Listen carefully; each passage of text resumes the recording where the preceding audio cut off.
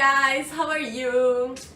My name is Zeppelin for those who don't know me. I'm Brazilian and I've been living here in Hong Kong for 1 year already.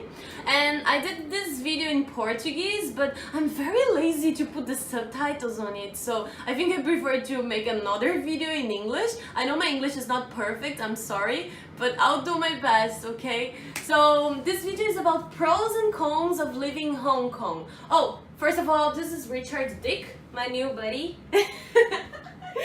He's going to be with us in this video and maybe in the next ones because he's my new pet. Pros and cons of living in Hong Kong. I chose 5 pros and 5 cons, okay? First pro, food. Here in Hong Kong you can find any type of food you want, seriously. There are restaurants everywhere, like Brazilian restaurants, Thai restaurant, Chinese, Japanese, Italian, French, blah blah blah. Anything you want, you can find it. You just need to know how to look for it. But yeah, it's very nice. And also there you can have a very cheap meal or a very expensive meal. You just need to know where to look for it. Pro number 2, it's very safe. I don't need to be worried about like going out and drinking and having to come back home by myself, walking on the street like at 2 a.m. I don't need to worry about it. I don't need to worry about being robbed or anything like that I was super worried about those things when I was living in Brazil. But here I feel very safe, and that's like one of the biggest reasons I love Hong Kong.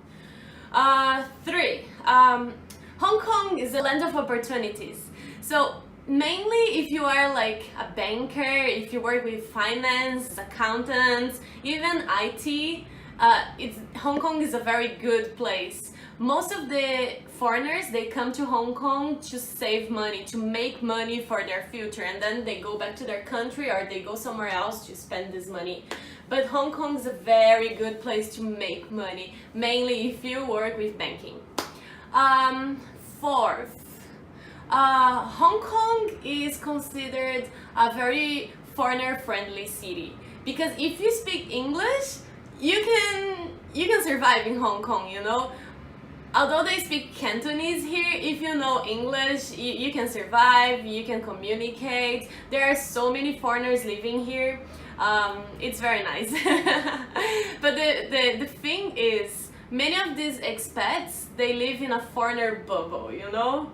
They don't have much contact with the local culture, but it's their choice, right? 5th, the public transportation in Hong Kong is very, very good and efficient. You can take the bus or the MTR to any place you want. Any place you want to go, you can get there by public transportation. And also in Hong Kong Island, there is a tram, which is very nice and very cheap. But it's a bit slower, but it's efficient. Cons.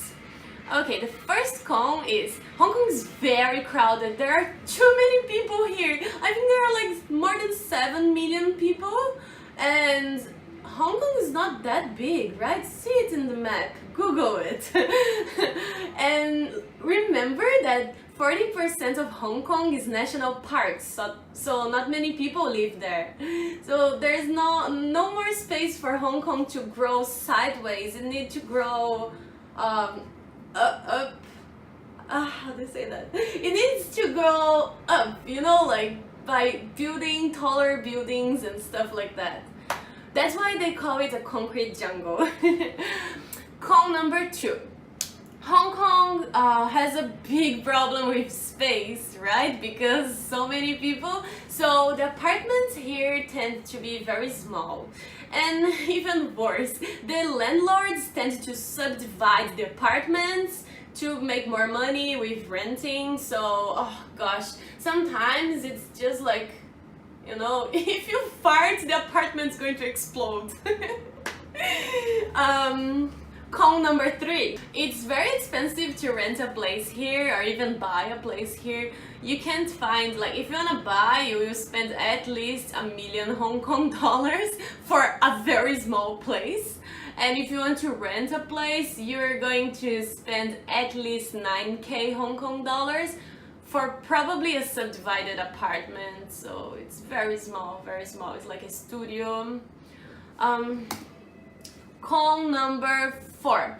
I put the language because although you can get by with English here, you can survive using English. It's nice to learn the local language, that is Cantonese, but Cantonese is so difficult. It's even more difficult than Mandarin. And where do they speak Cantonese? Only in Hong Kong? Maybe in Macau? And maybe a bit in Singapore and Taiwan, but not really because they have other languages there. So I think to learn Cantonese, it's interesting only if you have plans to spend the rest of your life here. If you're living here for only like some years, it's not really interesting to learn it because it's super complex and difficult. And this is my opinion, right? Con number 5. I'm reading the computer here, that's why I'm like this is such a polemic con, and please don't get me wrong, this is my opinion, okay? I think Hong Kong is a very materialistic society compared to what I was to Brazilian society, okay? Because here it's expected that you buy like designer brands bags and clothes and blah blah blah, you know, it's all about brands and blah blah blah and blah blah blah. Actually, I think it's all about money, you know, money is a god here. Because for example, in Brazil, if you meet someone for the first time and you're having a conversation, you would never ever ask him or her how much he pays for rent. This is super rude and like, you know, nosy. But here it happens. And I'm not saying it's wrong. In this society, I think it's even right to say it. It's okay. Because they ask you, how much do you pay for rent? Because, you know, here it's normal. It's a cultural difference. But this is something very big and different that I felt when I came here for the first time. Yeah, this part that it's all about money, you know? I've done some social experience, you know, like going to a store with like a normal bag, no brand, and going to a store with a Gucci bag, for example. They treat you completely different, based on what you wear, what brands you wear, like how much you show that you have money, you know? Yeah. But if I have to add another con, I would say the pressure that society put on kids. I don't know how to explain it very well. It's more like kids, I feel that kids don't have time to be kids here.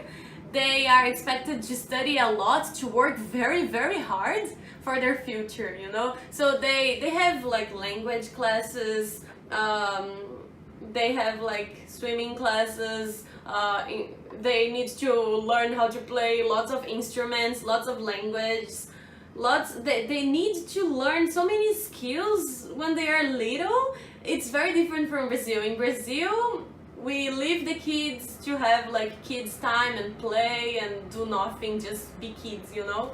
But I'm not saying that it's wrong or right, it's just like a cultural difference that for me, it's a con. Because for me, I wouldn't raise my kids here. Because I want them to be more free, to be kids, you know? But education-wise, in Hong Kong, like the education is very, very good. But they're also very strict. And that's why I feel it's a con. Okay, don't get me wrong, please, again. It's just my opinion. I love Hong Kong and I wouldn't change Hong Kong for almost anything. Okay, I'm very happy living here and I have many friends, many local friends. And that's it, guys. If you have suggestions, if you have doubts, if you want to ask me anything, this is my Instagram and I hope to hear from you guys. I'm very happy to be here again after 6 months without any video, and I'll try to post more often. Bye bye!